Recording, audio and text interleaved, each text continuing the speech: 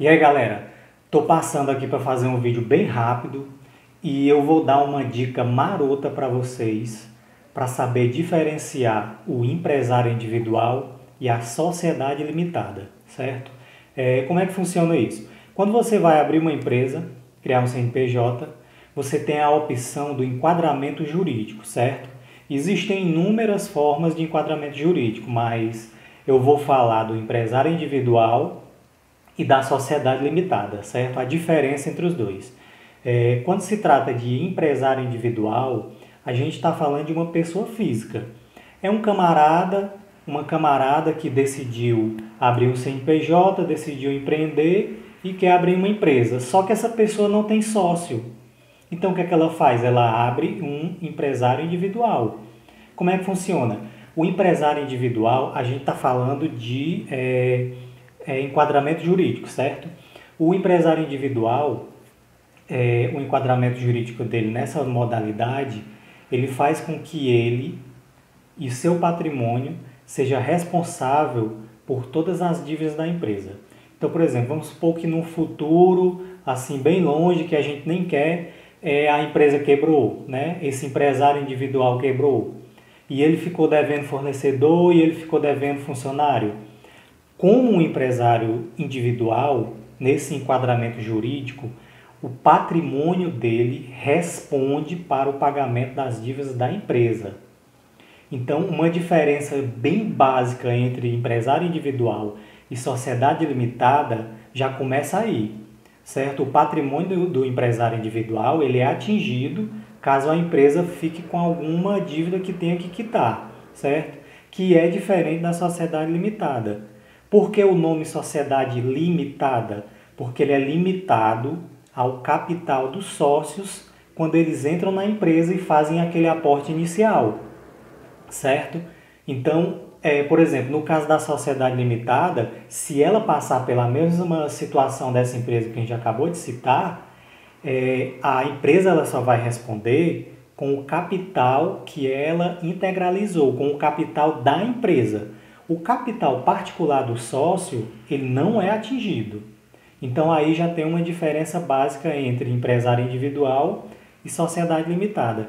O empresário individual, quando a gente vai tratar do nome empresarial, o empresário individual ele tem que ter no nome empresarial o vínculo com o nome dele de pessoa física.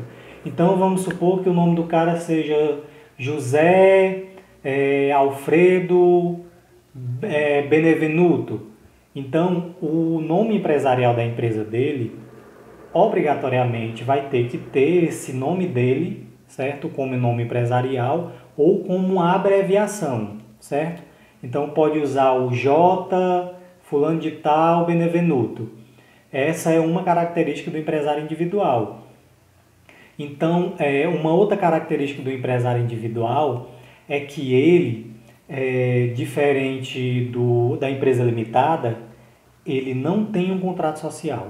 No caso do empresário individual, quando você escolhe lá a junta comercial para fazer a abertura da empresa, ele vai ter que criar um documento na junta chamado requerimento de empresário, certo? Nesse requerimento vai nome do empresário, vai CPF, endereço, vai uma série de informações do empresário. Porque nessa modalidade, empresa e empresário, eles se confundem, certo? Então, empresa e empresário são quase que a mesma coisa. Então, é diferente da sociedade limitada. Agora a gente vai passar um pouco para a sociedade limitada. A sociedade limitada, como eu já disse, ela tem esse nome limitada porque ela é limitada ao capital dos sócios, ela é limitada ao capital da empresa. Então, a sociedade limitada, diferente do empresário individual, ela tem um contrato social. Por quê?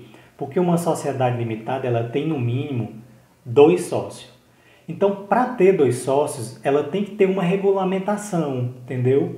Tem que existir um contrato que trata das obrigações e dos deveres desses sócios, entre eles. Então, o contrato social ele estabelece esse tipo de regra.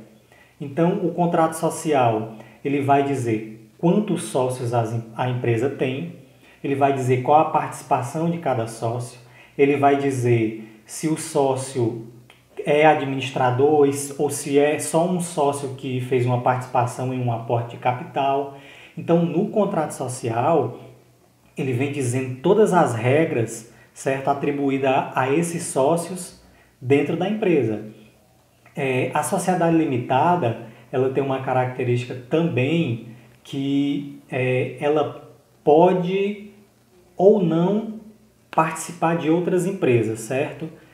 Ou seja, um sócio de uma empresa limitada, ele pode ser, fora dessa empresa limitada, um empresário individual. Já o empresário individual, ele não pode ter outra empresa empresário individual.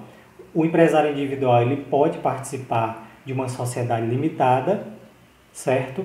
Mas ele não pode ter uma outra empresa individual. Já o sócio da sociedade limitada, ele pode participar de outras empresas e ele pode, ao mesmo tempo, ser um empresário individual.